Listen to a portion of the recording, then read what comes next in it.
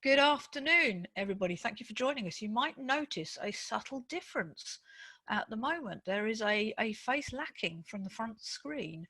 Mr. Gary Carter has decided to put his feet up for the afternoon and handed control of ICB TV over to the Advisory Council. So you will be in our safe and careful hands for the next hour or so. This is your opportunity to chuck your questions at us. Ask us anything that you like. We'll give you a bit of an explanation of who we are and what we do. And, questions can be about anything. First and foremost, I do just want to say we're not technical experts. I mean, we are all technical experts because we're all ICB bookkeepers, but we're not from the technical department. We are not Jackie Mount, who has a brain the size of a small planet when it comes to anything to do with bookkeeping and tax, and especially COVID measures. So if questions come up that are technical in nature and we can answer them, we will do so. But if not, we will make sure those questions are fed back to the ICB. The other thing to say right from the get-go as well is that tomorrow it is Furlough Friday as normal, so Gary will be back. So if you're sitting there thinking, oh, where's Gary? I wish he was there. Do not fear. He will be back tomorrow afternoon with Jackie Mount, who will again be exploring all things technical. And of course, the exciting news is for some of us, the claims on the self-employed COVID measures have started. For some of us, for example, my husband, we were starting that tomorrow. But, that side of the initiatives government's put out has started. So there might well be some technical questions people will want to ask. But as I said, put up what you like. If we can't help you, we'll just leave it for Jackie to do tomorrow.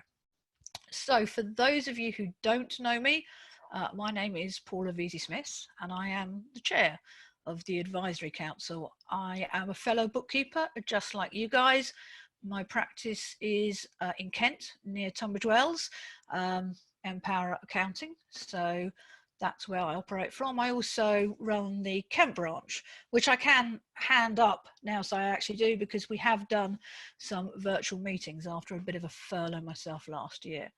But in terms of the ICB, I chair the Advisory Council. Again, just to put some substance behind that, the Advisory Council is a council made up by members of the ICB. So everybody on the council is a member and runs their own practice. And our role is to, as the name suggests, advise into the ICB, into the board and the executive board, the decision-making bodies that guide policy for the ICB. And we're really there to bridge the gap between everyday members like yourself and the ICB. We meet 4 times a year, and the ICB, Gary and June and everybody else there will bring items that they want us to discuss, pull apart, and give them guidance on. So over the last few years, AML has been a big topic that we spent a lot of time on, as things have changed very, very quickly in the way we have to work. But more than that, we also represent you guys back into the ICB. It's a forum where we'd like you to comment. You can do that through your branch meetings and your branch chairs. It's an absolutely brilliant place to come together and get involved in this process. But you don't need to come to branches. You can send your comments in to us directly.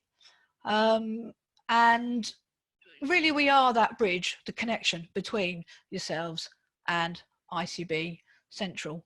And one of the things Gary often talks about, and I completely agree with, is that the ICB is a community. We're all a community together. So to have that link through from yourselves and your everyday situations all the way through to Central ICB is really, really important to how ICB works. And the council is very, very much part of that.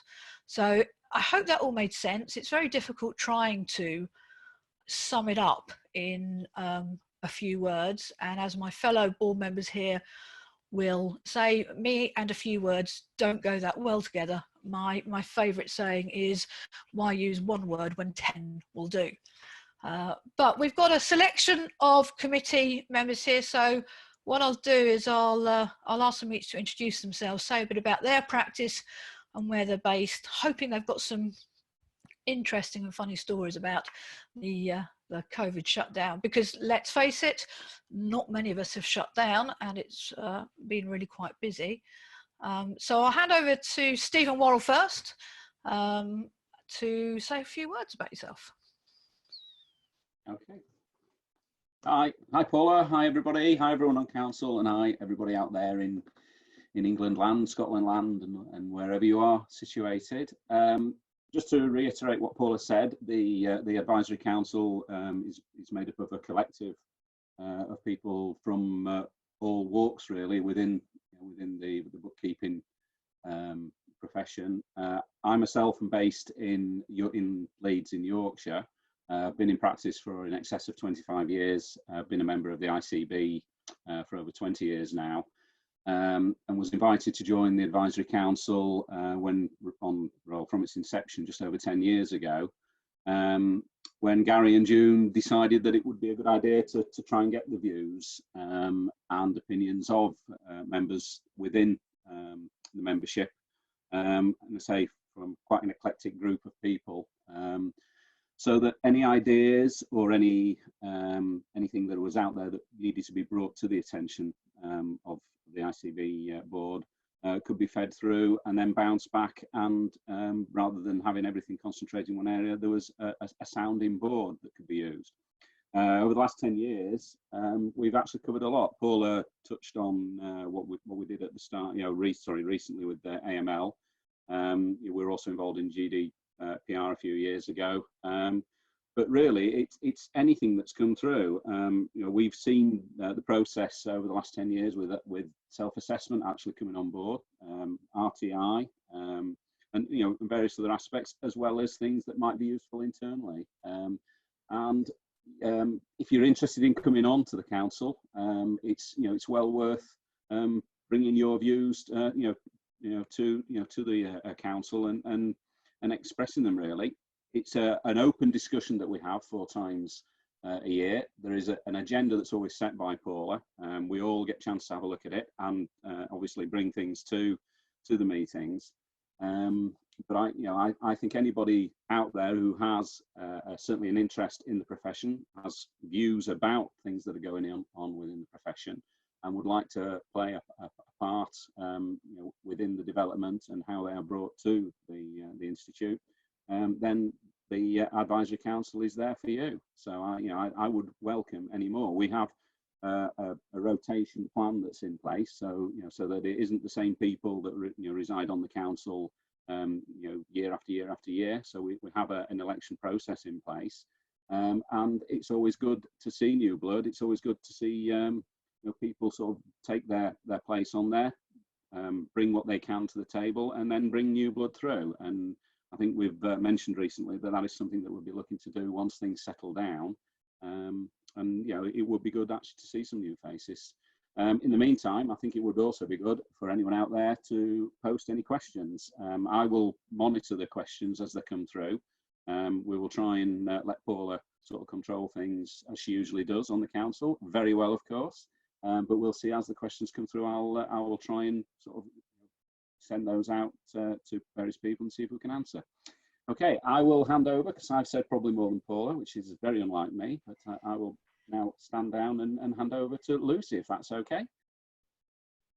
Hi, yep, I'm Lucy. I am based in Lincolnshire, in Louth. I have run the Lincolnshire branch for, going on for probably 5 years now, 4 or 5 years from its inception. I've been on the advisory council for the last 2 and a bit years. I find it actually really fascinating. But me, I am I've gone limited in the last year. I set up as a sole trader 5 years ago, maybe 6 years ago now, 2014, and I am now a limited company from the last year. So I'm finding this period quite interesting because I can't claim the self-employment grant and I can't furlough myself. So I'm one of those people that are falling through the cracks at the moment. Having said that, I don't think currently my business has suffered all that much from COVID. but I am slightly worried that over the next few months it might do. And I think that's the case for many of us bookkeepers. So it'll be interesting to see what happens. So that's me. I think people generally know me already. So I'll hand over now to Kirsty. Hi, yeah, I'm Kirsty from March in Cambridgeshire, so sort of Peterborough, Ely type direction. Finland is very flat, but it's just big spaces. But I'm based here. I've been in business for 13 years. To do some sums to work that one out.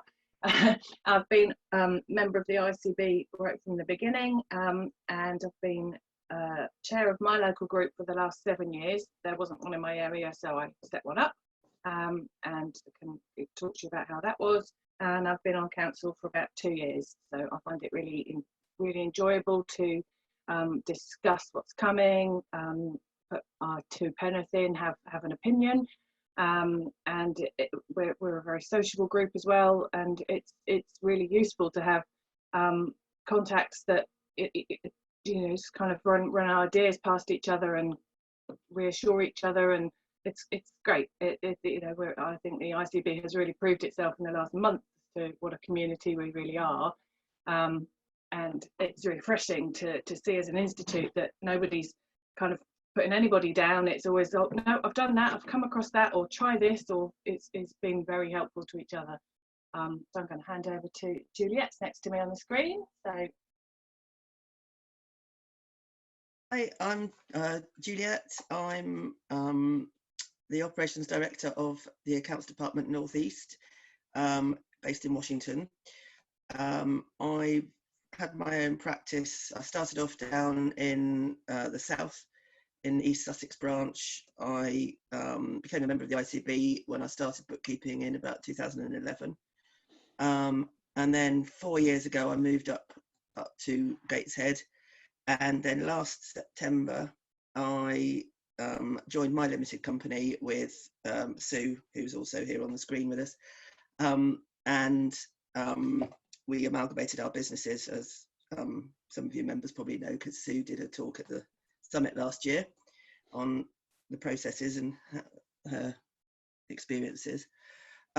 I became a member of the Advisory Council, I think about 5 years ago, when I was still down south, and I find it invaluable to find out, you know, all the sort of things that are coming up in the profession, but also it's good to sort of be a representative of the members and help them understand sort of new regulations and any technical issues that are coming up, and then feeding backwards and forwards between the board and the members, sort of thing, and just being a intermediary, I suppose, and having as well the backup of all the other advisory council members to help, you know, with decision making and, you know, lots of other people's opinions. Really, I suppose it's good.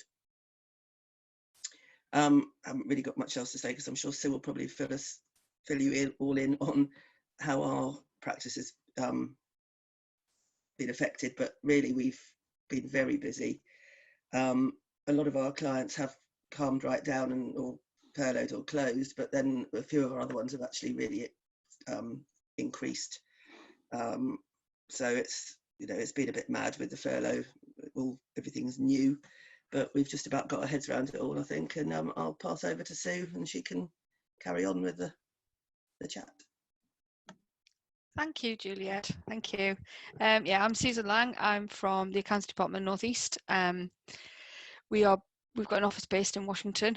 I've been a limited company since 2016, but been in this industry for a lot longer than that. Originally started my sole trader business back in 2006.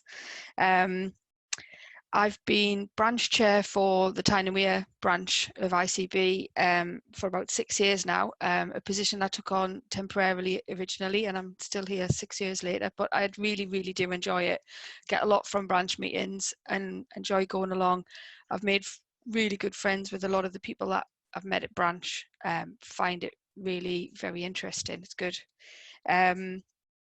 I've been on advisory council for 2 years.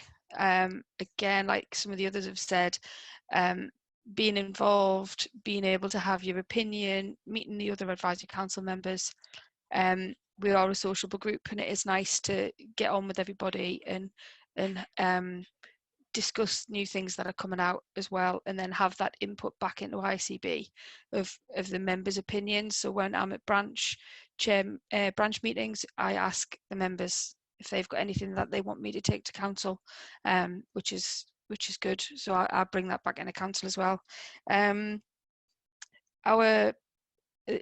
we've been affected by the COVID is we've just become incredibly busy. As Juliet said, a lot of our clients have wound down, but some have become incredibly busy as well. Picking up, taking on new clients as well, learning all the new regulation of the different schemes that the government's put in place has been a challenge, and a lot of reading of lots of long government documents, HMRC documents. So our next branch meeting, if anybody is in the Tyne and Wear area, we are having a joint meeting this time online with the Oxfordshire branch, and we're going to be talking about AML at that meeting as well. So I'm looking forward to that, having a joint Zoom meeting with another branch as well, which would be good. So we'd never, as a branch, choose to join up with someone in Oxfordshire, but it's interesting that over Zoom we're going to be able to do that, which is a good use of the technology, I think, anyway. So I shall pass on to Caryl. Thank you. Hi, yep, I'm Caryl Gibson. I'm the chair of Devon branch. Took over as branch chair about 2 years ago, I think it is. And very proud to say that last year Devon branch won the Luca for branch of the year, and I was extremely surprised to also win branch chair of the year, Luca. I also, like Lucy, trade as a limited company, so I fall between those cracks. But I have actually found that I've become busier. I've taken on a couple of new clients. I don't actually do payroll myself, but several of my clients do have employees, so I have had to spend an awful lot of time reading up on all the regulations for the new grants and what have you.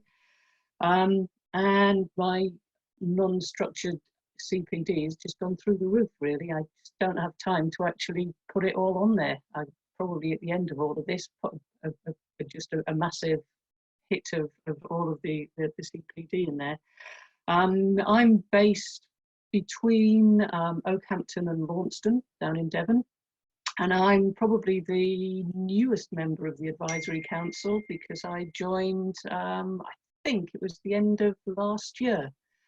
So I had 2 days out in the big city, and where we normally hold the meetings, and then taken over doing all these wonderful Zoom meetings. I enjoy being on the council. I think it's good that I can represent the region.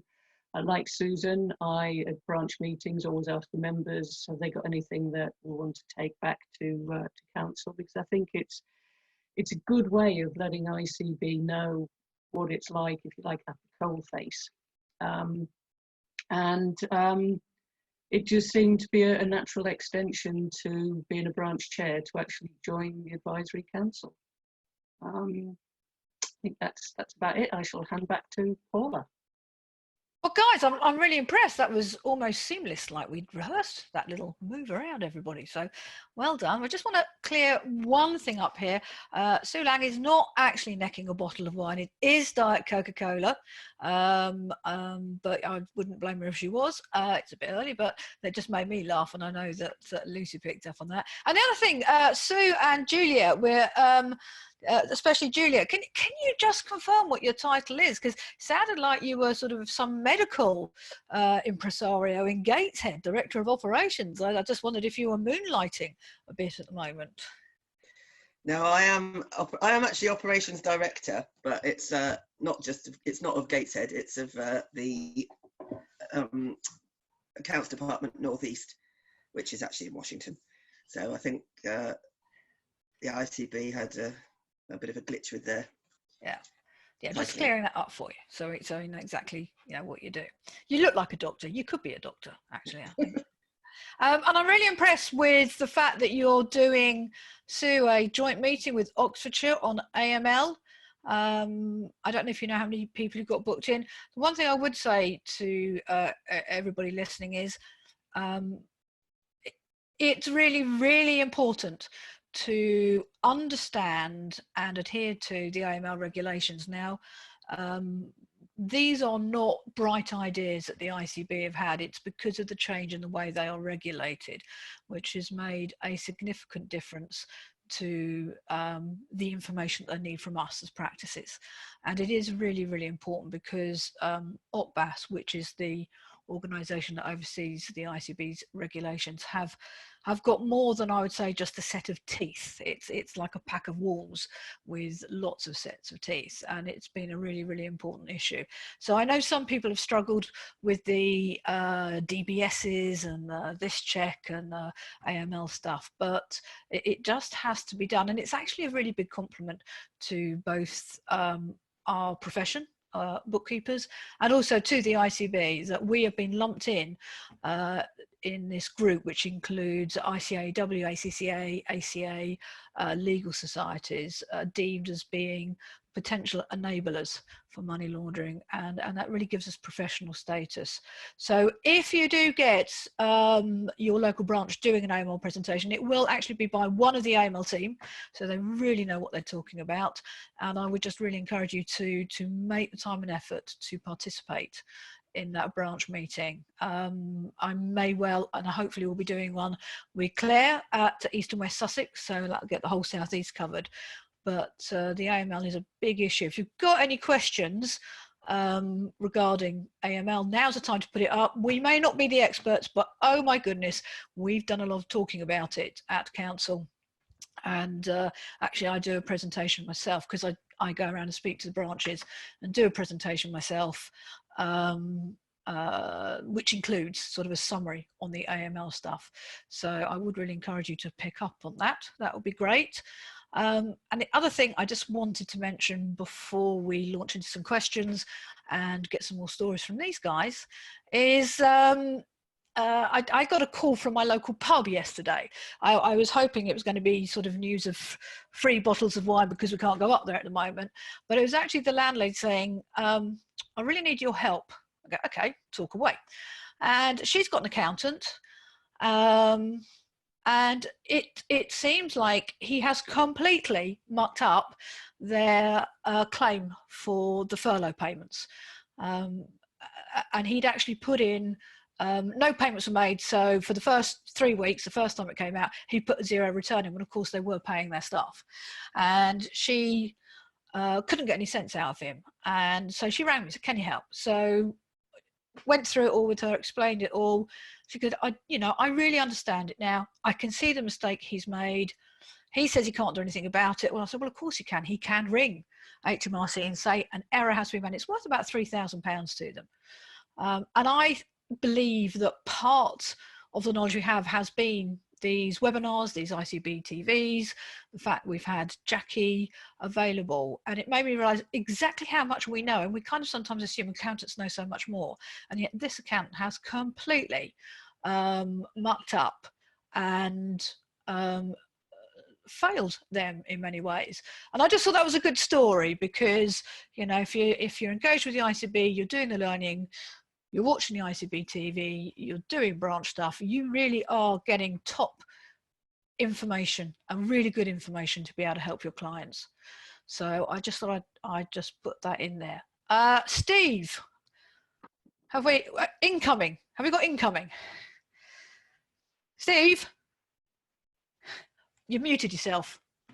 Myself on mute. So yeah. yes, we've got a couple of questions that have come in. We've got somebody who's a bit concerned about the AML questions in connection with it seems a little bit heavy-handed if you're just a payroll agent. From memory, I think that was something that was going to be looked into in terms of sort of having to sort of sort of reschedule some of the questions to make it a little bit easier if you don't actually have to consider so many of the factors in order to satisfy yourself, you know, to do the due diligence. But you know, I think Steve was looking at that. I don't know if any of the other members of the advisory council got anything to say on that. Yeah, Steve, Steve, oh, sorry, Kirsty. no, go on, Caryl. I remember from Steve's presentation at the Inspire tour, he did say that they are looking at doing some specific questions for payroll, and I think also for self-assessment. Yeah. Yeah. Okay. There's a question. I've got a question from Susanna Williams, and she says she's interested in joining a Zoom meeting somewhere for AML. Could do with a brush up on the regulations. Can you let me know where this might be possible? I would just advise Susanna, and again, that, you know, again, open to the other members. Steve's presentation on the Inspire, I think, will give you everything you need to know about a brush up on that. From what I can gather on there, it is fantastic. So I would recommend that you subscribe and have a look at the presentation that Steve Hardwick gave. Actually. Some of the other presentations are quite good too, I believe. Yeah, I'm not sure about that. But yeah, no, they were. But no, I think that's if anyone wants to sort of brush up on the regulations, that, you know, obviously that's only a week since that was there, so that will bring you completely up to date. And that's it so far on the questions. The other thing I'd just be interested is where that lady lives, as to whether there's active virtual meeting going on in that area. So all the branches. Yeah. Yeah. If you want to just tell us where you're based, Susanna, that would, you know, then we can sort of direct you if you want. So. Yeah, I would like to say something about how we've all been involved, obviously, in the last 7 or 8 weeks, you know, since lockdown came around, and obviously all the new legislation and guidance that have come through from the government in terms of furloughing and everything else, and job retention schemes and SEIS. But I have found that all the clients have needed a heck of a lot of hand-holding through this, until we've got to the SEISS over the course of this week, when of course our hands have been tied. And I don't know if you've all found this, that HMRC have decided that as agents that, you know, we cannot actually submit our claims on behalf of the clients. And in fact, I don't know if any of you seen it, but there was a release out today that basically says that we must not in any shape or form use any of our agent codes to do this, otherwise it can be considered tantamount to a fraud or could be considered fraudulent. But I'd just like to take my sort of my hat off to a lot of my clients who have seemed to come to me quite often to help them guide them through, who have actually taken this on themselves and have now been sending me emails and messages to say that they've done it. So I think, you know, it's been great all the time guiding them through and helping them, but wow, you know, some of them have now got their own government IDs, gone out there, done it, and are patting themselves on the back. And so all credit to them. Having said that, I hope it doesn't taint any of the valuation of the work that we're doing when they all think they can start doing it themselves. That's a good point. I literally saw that email come out just before we started, and it very clearly said, as agents, do not do this, which is different to the advice we were given as agents on the payroll side, because unless you're going to look at me and go, oh God, Paul, you've got that completely wrong, we could do it. What I know about self-assessment is they have very, very much over the last few years taken down the amount of influence and access we get, because they believe that a person solely should look after their own tax affairs, and that is why I believe they've been very dogmatic about the person must do it individually. And a bit like you, Steve, I've had one of my clients who contacted me earlier this week going, can you help me? And I got a text from them today going, actually, I've done it. And it brings up another point, is I actually think the front end screens for this and job retention scheme have actually been quite easy to use. I don't know what you guys think, but I've done a few job retention ones, and I was kind of bracing myself. And one, the system didn't crash, which was something I think we were all expecting. And two, actually, it was very easy to use. And yeah, just I'd say you know, that first Monday, I think we were all dreading actually taking it on the Monday morning. I think so. I know that the Sunday evening, I wasn't quite sure what to expect. But yeah, I mean, the hard part of doing the CGRS claims was really the calculations. I think once the calculations were done and everyone was happy that they'd actually got their heads round, you know, what you could claim for and how to carry out the calculations and the holiday pay and the employment allowance and everything else, actually completing the forms was actually not too bad a task, other than having to put everybody's name and national insurance number in and go through that process. Yeah, I thought it was. You know, and also running around trying to get your client's unique tax reference, because that was a bit of information that you might not necessarily have and wasn't needed. Kirsty, you were about to say something? Yeah, I was just going to say, similar to Steve, that getting the stuff prepared for the thing, because we needed to know their name and national insurance number, I thought we'd have to put individual figures in per person. So it's actually a pleasant relief that, you know, when it came to it, it was just one final total. So God knows how HMRC are working it out when, you know, we've got spreadsheets galore saying it's this much for this person, and so here's my, you know, but hats off to them, it's all been paid.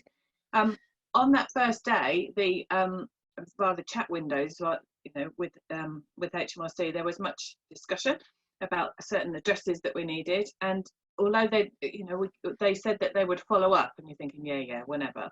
I've actually had about 3 phone calls since then, strange phone calls from HMRC, and I'm like, they might not be HMRC, so I was kind of cautious, but they were just literally following up to say, do you need to amend the claim? Are you happy with your information? And it's like, yeah, fine, it's all sorted. And so, you know, hats off to them that they did actually follow up on all the inquiries we left for them. I was really impressed with that. I think, I mean, I think they've acted quickly, they've acted simply, and the remit has been get that money flowing, because without it, people are going to be suffering hardship, businesses are going to go down.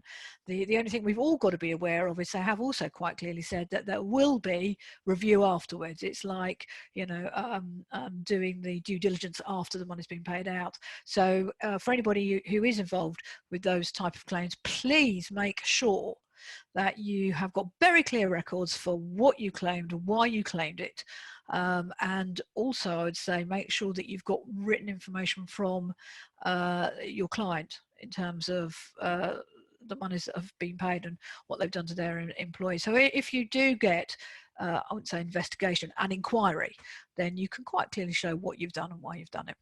Steve, what's going on with questions and answers? Yeah, we've got Susanna's come back to say that she lives in Hertford. So if someone can get in touch with Susanna, you know, when we wanted to know where she was based in order to attend some of the meetings.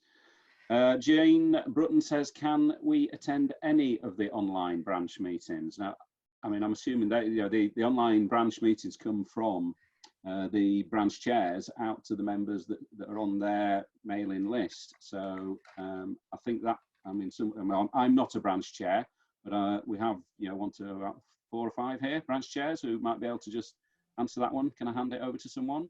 Susan? Yes, No, sorry. Go on, Kirsty. Yeah, we had visitors from our branch at our last online Zoom branch meeting, I think from Edinburgh and somewhere else in Scotland, I can't remember where. So yeah, I mean, there's nothing to stop you going on to the events page on the ICB website and actually booking onto any event. That's absolutely fine. Caryl, were you going to hop in there? I was just going to say exactly what Susan just said. That, you know, if you log into the events section, you can just sign up for any of them. And the Devon branch meeting that happens next month on the 8th of June, we're also having an AML presentation as well, because I think it's the one thing that the members do feel is one of the vitally important things to get right from the outset. I notice as well that there's a question come in from Facebook that says, are charities subject to AML? And with regular clients, does the procedure have to be repeated every year? The procedure has to be repeated every year, and you've got to update your AML at least annually. And especially, it might even be more often than that if the ID that you've taken has expired, for example. I took on a client who had his photo ID was his driving license, and I noticed that it was about to expire, and sort of he hadn't even noticed that, so he was ever so grateful that I'd said to him, don't forget you need to update that, and I will need another copy when you've done it. With regard to charities, yes, you need to ID all of the trustees. I don't know if anybody else wants to add anything on that. I've recently taken on a parish council, so that was a bit of fun. And again, yes, that had to go through ICB. I mean, the AML at ICB. So I discussed with them the best way to do that. And the AML questions, when you go in, some of them, yes, don't fit well with these types of organisation. Now, phase 2 of the AML forms on the ICB website is a current project. The issue that we've had is we get Ofbas sending out different directives. I think we're on Directive 5, soon to go on Directive 6. So it's really, it's been a lot of movement in how it all works. And the ICB website, where you put your AML details in, has had to respond to that. And Stephen's been working very hard in the background, making that form as user-friendly and as relevant as possible. There are a lot more questions that need to be answered, and we do realise that you may look at that and think, especially in the payroll thing, some of these questions aren't relevant. You just need to answer them as best as you can, but please be assured that that is a continual area of development. So it will continue to change, and hopefully, I mean, one of the things that the Advisory Council have sort of mentioned is, if it could be segmented, right? If it's a payroll customer, you need to, so you get the core questions and then the questions relevant to the client. But please be assured that that form is continue being looked at, continue being updated, and there is a phase 2 in the development of that.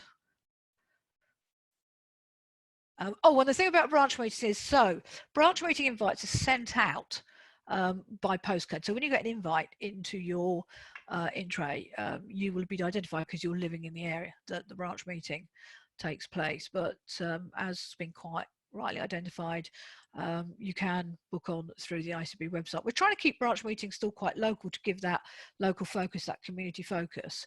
But if something really important like AML is coming up and you think, gosh, I really want to hear this, I'm available at that time, then I can't see any reason why you don't book in, but you might not get the invite out to your mailbox. Stephen, where are we at? Okay, right, I've got a couple more in here, and again, I'll throw these out open to the council really. And we're not getting too many about the council. I thought it would be nice to get a few questions about getting onto council. Some of these, if they're a bit techie, I think we need to refer them. But there's one from Angela Advisor says, under 16s with no NI numbers, what do we do about furloughing them? I think that there was a directive that came out there from HMRC that said you had to contact them to actually give them the details of under 16s so that they can give you a temporary one. But again, I don't know if anyone else has had experience. I haven't actually had anyone under 16 on any of the ones I've done. But I did see that, I think, somewhere in the guidance. I don't know if any of the other people can confirm. I've had a couple and I've rung them up, but we had another issue going on in the number of people that we had on the list wasn't the same as the last RTI and what we had on ours. So I'm actually waiting for them to call me back, which was nearly over 2 weeks ago. So I think I probably need to chase that up. But they did tell me they can do it over the phone, but that's the only way at the moment is to do it over the phone. Yeah, that was my understanding, that there was the only way to do that was actually contact HMRC and give them the details. And I think we're getting a few nods on the other accounts. Adrian, does AML online replace the old forms MLR1 and MLR2? Crikey, it's a long time since we used those two forms. Yeah, I mean, again, yeah, definitely. I don't know if you're, my understanding is that your money laundering records need to be kept in one place, and I believe, and I might be changed here, that yes, you do need to log on and use that. All it is an online version of the forms, but it is important that ICB can check your records and check that the AML is being done, which is impossible to do if it's just kept in paper form. So yes, you do need to use that facility, and you do need to use it to record your records. And just going back, yes, Carol's quite right. You have to review them once a year, and they come up with a date on them, so you can easily see when you reviewed it. And that's a really, really good practice, because things can change. And in fact, I've reviewed some of my clients and seen their risk categories change. And just on that point, and this is often debated, but proof of identity, proof of address, there's always a question of, well, once you've got it, do I need to get it again? And I think the current thought and the current policy is you have to renew your passport once a year and your driving license once a year. So if the government bodies feel that is a sensible time frame to do that, then what I do is I will go out to my clients when I've seen their passport or their driving license or whatever I've got has expired, and ask for a new one, because it's just belt and braces and it keeps your records up to date.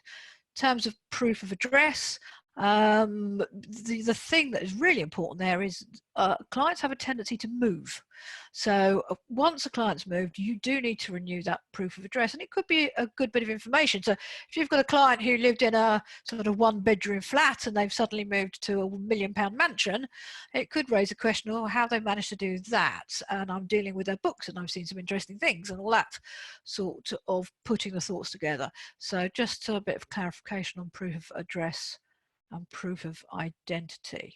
Has anybody else got anything to say on that? Shall we bounce back to Steve to see what other questions we're getting? Nope.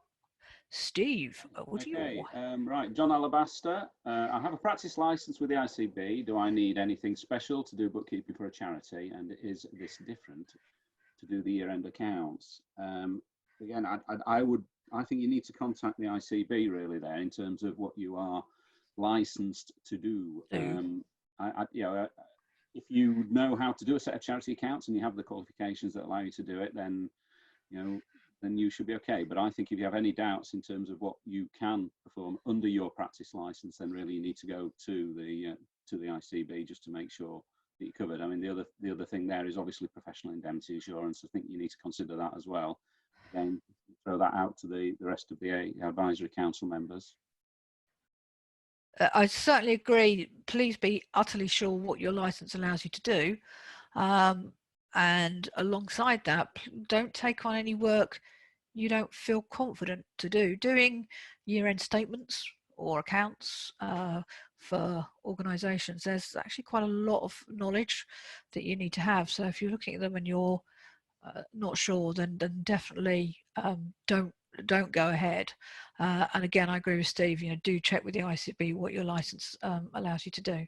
Anybody else got any comments on that, guys? Nope, okay. They're all nodding away. It's an interesting one. Somebody who wants to know when they disengage from a client, they want to know why they have to jump through so many hoops when they have to remove them from the online AML. Which says there seems to be a lot of questions to ask just to actually delete a client. Again, you need to keep the client on there, even if you do no longer act for them. And again, I'll put this out to everybody. I'm sure you can see this again with Steve, with Steve Hardwick. But just because you disengage with a client doesn't mean you can get rid of all the AML records. You still need to retain those, just so that if there is anything that ever crops up or comes back, you can demonstrate that you performed all your necessary due diligence at the time. And again, everybody else I'm sure would agree. Please add to that if you feel. Kirsty and Lucy are championing right, so we'll go to Lucy and then down to Kirsty. I think currently there are a lot of questions to answer because of the new update that happened in February, and every time you go into a client at the moment, you will be asked to fill in those new questions. And therefore, when you are disengaging and removing, you'll be asked those questions. I think in future, once they're all done, you just recalculate the risk and then show that you've ceased date, and that should be about it. I don't think it's a massive task going forward, just currently. Yeah, I'd agree. Having to go through all of those questions to actually try and do the cease date, because you're not deleting it, you're just making them inactive, so they are still there on the record, they're just kind of hidden. But it is a pain to have to answer questions that you don't know the answer to, and you know, you're just trying to kind of keep a live, up-to-date system. So that is a bit of a problem, and it would be good to just be able to make them inactive. Yeah, I think the issue there is what Stephen's pulled up is that they might be inactive to you, but they're still part of your record. So the you have to go. I mean, I found it a bit of a pain. I've got a client who I've just disengaged with because they stopped running the payroll, and so I just thought, oh, put the end date in, job done, fantastic. And suddenly it's like, you haven't answered all the questions, and I was like, God, this is a pain. But then when you think about it logically, you can see why. So if you've done somebody reset and answer all the questions and then you finish the engagement with them, you probably find you whiz through it very, very quickly. But again, you know, AML2, the online system, is continually being updated, and these are the sort of points as council that we raise and we bring to the ICB, and it's a case of bringing together the what needs to be there to keep the records legal for AML purposes, and what can be done to make it as seamless as possible for an everyday bookkeeper to keep their records up to date. Steve. Okay, Claire, Kendall, want some recommendations, if we have any, on how to store digital records and software for copies of the due diligence and ID. Does anybody have any suggestions or use any particular software for that that's of digital nature? Yeah, I use Smart Vault, which is really good. You download photograph or a scan of the document and then put it into the vault, and it's there. They advise me that it's bank level security, but then, you know, banks get robbed, so there we go. But yeah, I find Smart Vault is very useful for that, and it also means that you can share documents with your clients as well. So when I found it especially helpful in the current climate, where I couldn't go and pick up receipts and things from clients that don't use Receipt Bank or whatever. They can actually upload all these things into the vault as well, and then I've got access to them just as if I had the documents in my hand. I use my DocSafe, which is, I think, very similar to Vault, Smart Vault, and also does e-signature things as well. So letters of engagement and things like that, I can send them through to clients to sign as well, which is a good piece of software. We've just started to move across to Accountancy Manager, and it has got its own document storage area and a good record keeping, and it's secure. You can set up 2-factor security on that as well. Previously we've used Practice Ignition, but that doesn't do the document storage, that just does the proposal side of things.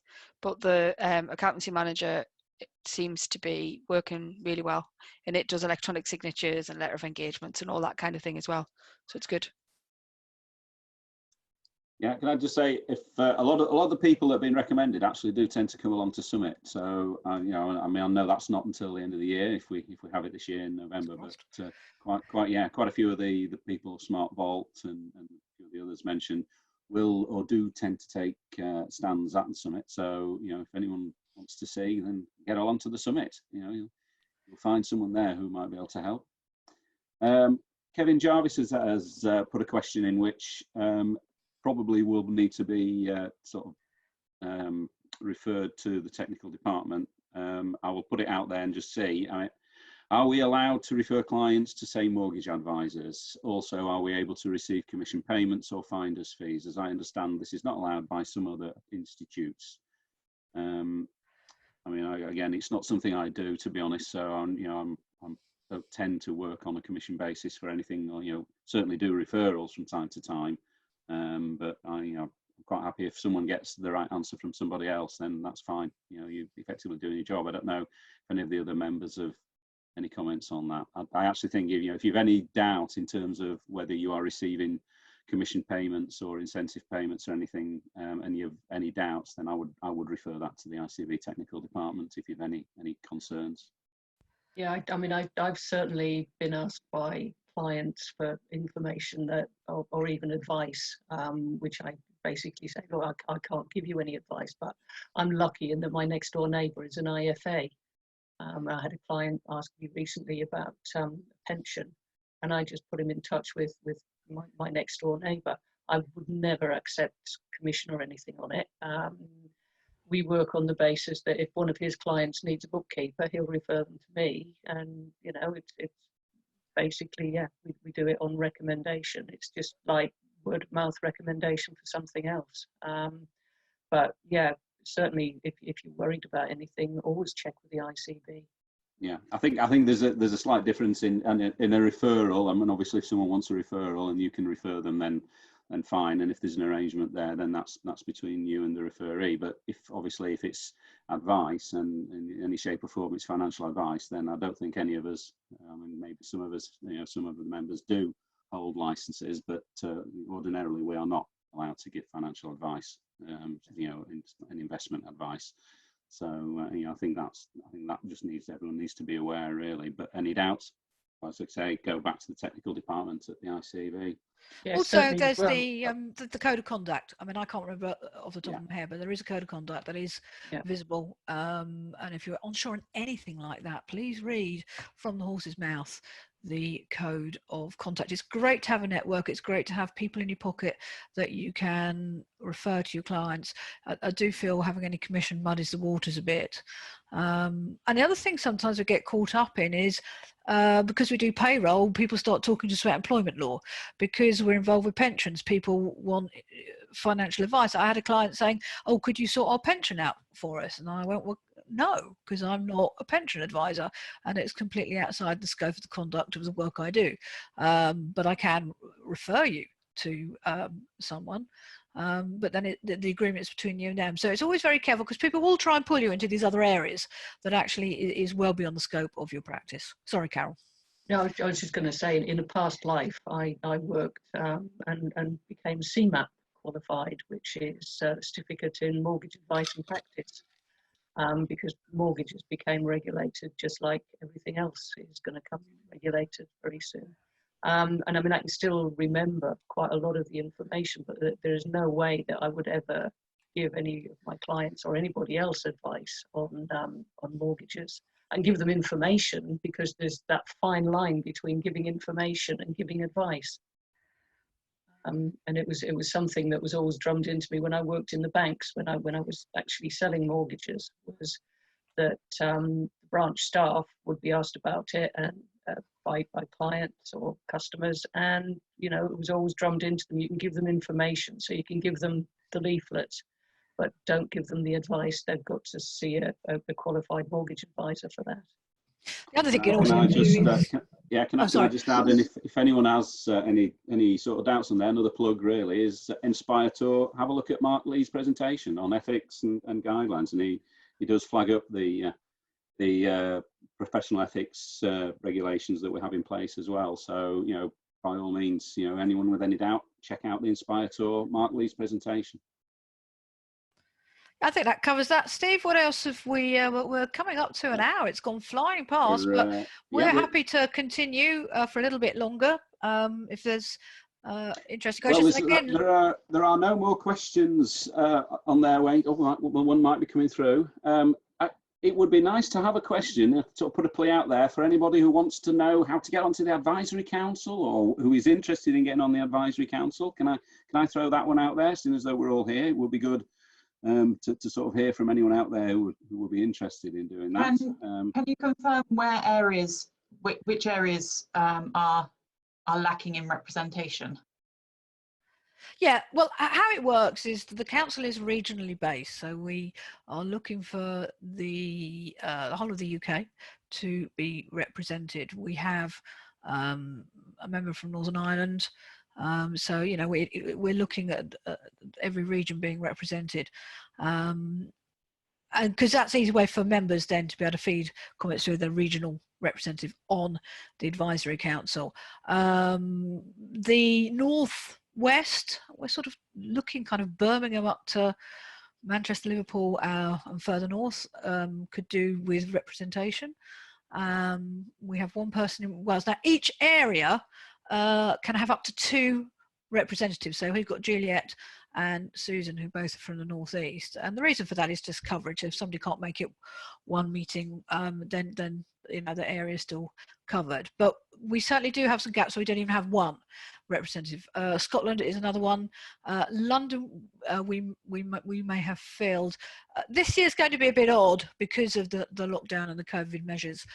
So we will look to co-opt people on to make sure that every region is represented. And then next year we'll start following the more usual pattern of people being voted on and the circulation of members to keep fresh faces coming in. So they're sort of the areas that we'd really like people to join us on. There's certain requirements to being on the council. 2 years of good standing, you're a member. And of course, the first thing that will be checked is all your AML and your records in ICB to check that everything's up to date and that you are of sound standing. But if it is something that interests you, even if you're not sure if you're in the areas where we've got gaps, please do contact the ICB.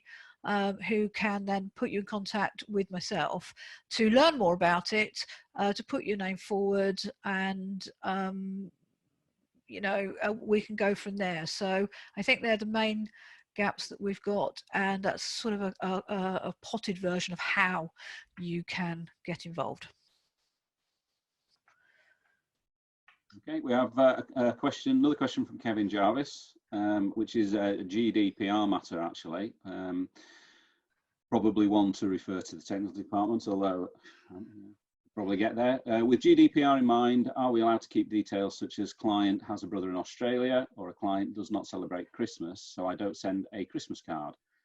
I think the rules say that we shouldn't keep unnecessary information, and this does sound unnecessary, but to me both are relevant, as there are a few of us in the team, and knowing this helps us keep the relationship with the client strong.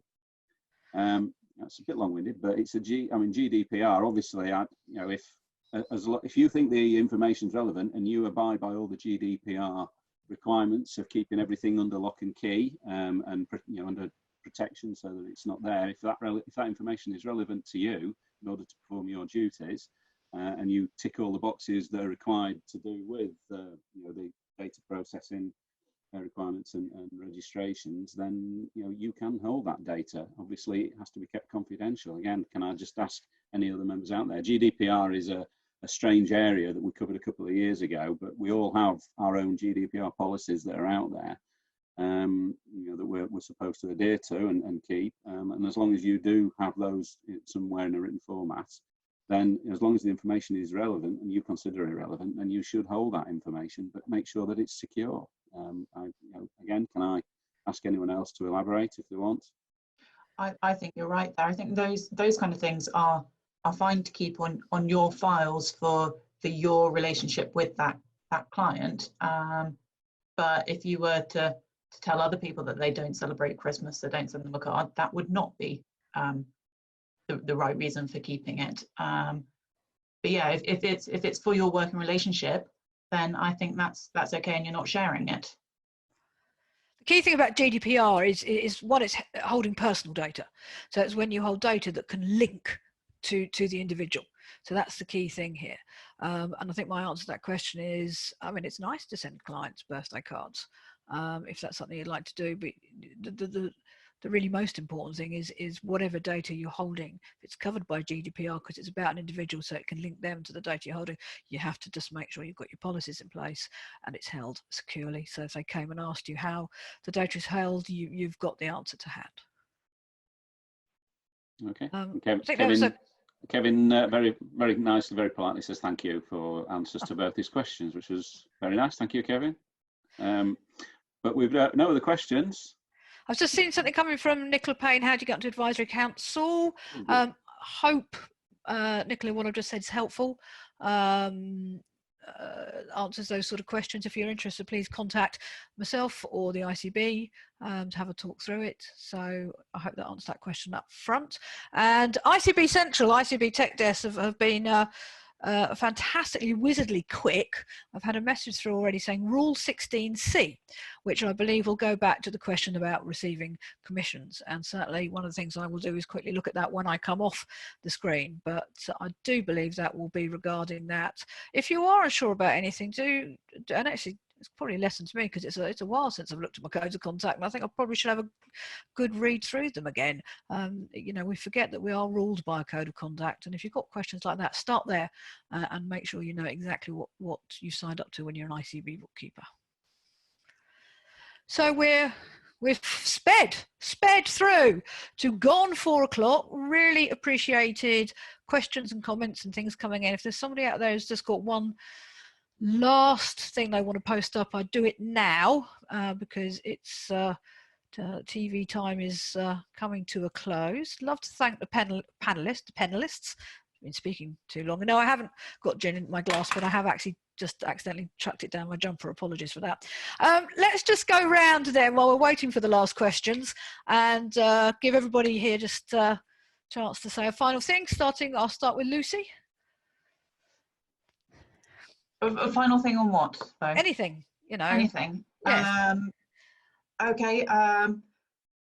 Do join the or investigate joining the advisory council if it interests you at all. Do not be scared to contact us via ICB. We are a friendly bunch. We want to help you. We are here for you. We're the conduit between the member and the board, and that's something we all invest in heavily and really want to take forward and improve things where we see that improvements might be needed. Actually, on that point, I did mean to say earlier that I know for a fact that the ICB team and boards really appreciate the work that the advisory council do. You know, we're not a yes board by any means. In fact, I'm not a yes person, and I sometimes categorically say no, which goes down well sometimes. But you know, the fact that the debate happens, I know, is really appreciated by people back in the ICB, where they readily recognise that they're not bookkeepers, they're not bookkeepers who run practices. So it works really, really well. And as much as we get out of it, I know that we are also inputting into helping the ICB move forward. Kirsty, have you got a final funny story, a final thing you'd like to share? Something about don't mention pubs to Kirsty came up somewhere. I'm not sure what that was about. I think it was watching you drink your large gin that you're doing there, and just of any of the clients, I'd be interested to know if we all have a favourite type of client. I particularly will never touch a pub again ever in my life apart from as a customer. So. And I can't wait to go back to the pub.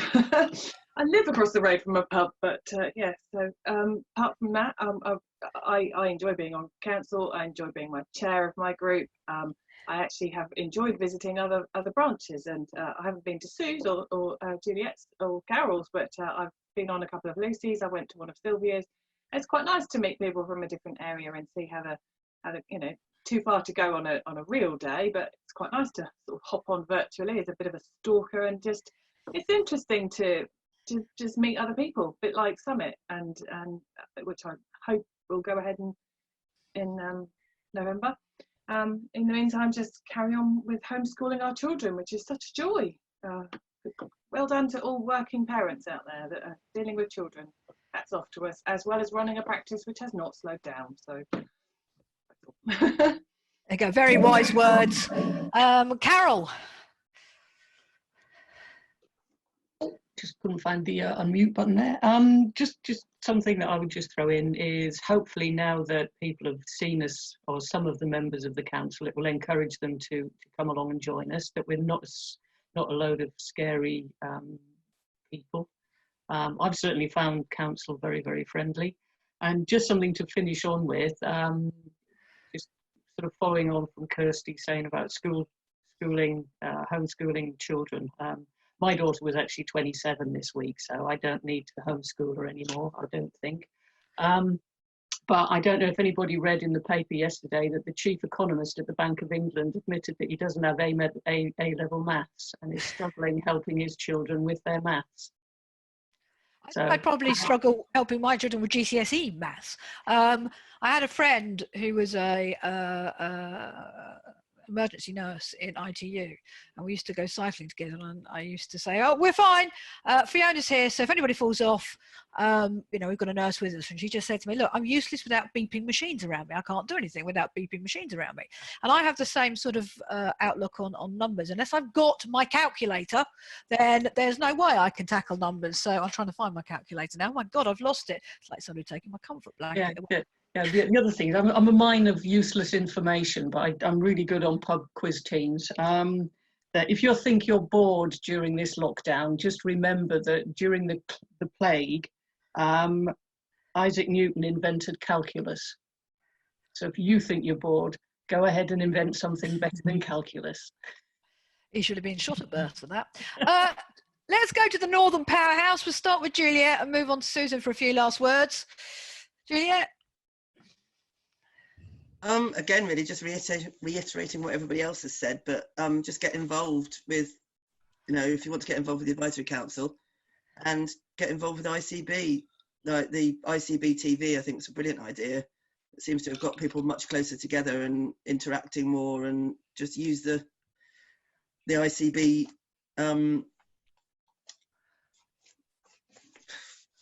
Resources, that's the word I was looking for. Resources, there you go. Yeah. She's the one with the gin and tonic then.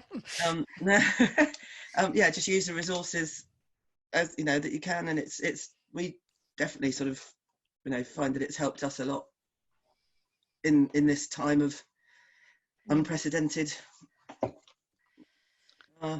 just knowing that somebody else is going through the same thing, and being able to look at the ICB TV and listen to some of the conversations going on, and listen to Jackie Mount tell us all of the way that she's interpreted the guidance. We had a massive issue with a childcare nursery who were going through the furlough scheme, and I contacted Jackie, and she was really very helpful in that situation, and actually put together a task force that we got together, and a lot of members that were also running payroll for children's nurseries, and we pulled together and put our thoughts together and came out of it knowing exactly what we were going to do. So yeah, if I hadn't been in ICB and I'd just been sat there trying to work that out myself, I would not have been able to do that. So to have the backup and support has been really good.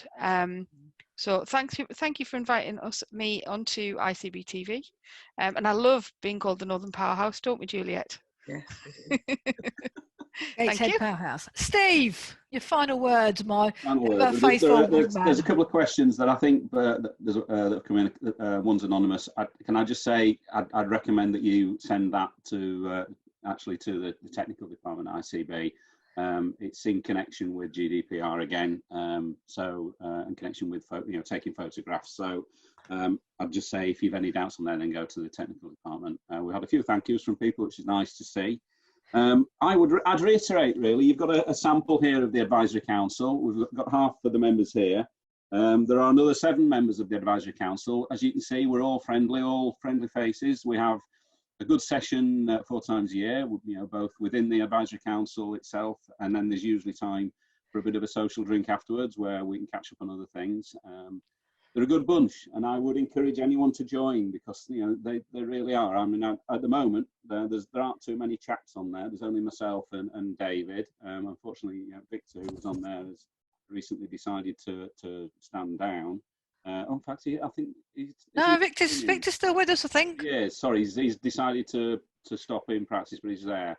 But he's still on the council. But yeah, if there are any chaps out there, and I know that the actual ratio of the members is heavily weighted in favour of ladies, but if there are any chaps out there, then please put yourself forward. It would be good to see another male on there. In terms of what's been going on over the last few weeks, I wouldn't say funny, but I must admit it has been quite good to see that quite a few of my clients have had a bit of an epiphany, in the form that directors who formed limited companies many years ago in order to take advantage of the dividend rules have finally realised they are not self-employed. And it's incredible how many of them now have actually got to recognise the difference between self-employment and being a director, and therefore paid member and receiving a salary of their limited companies.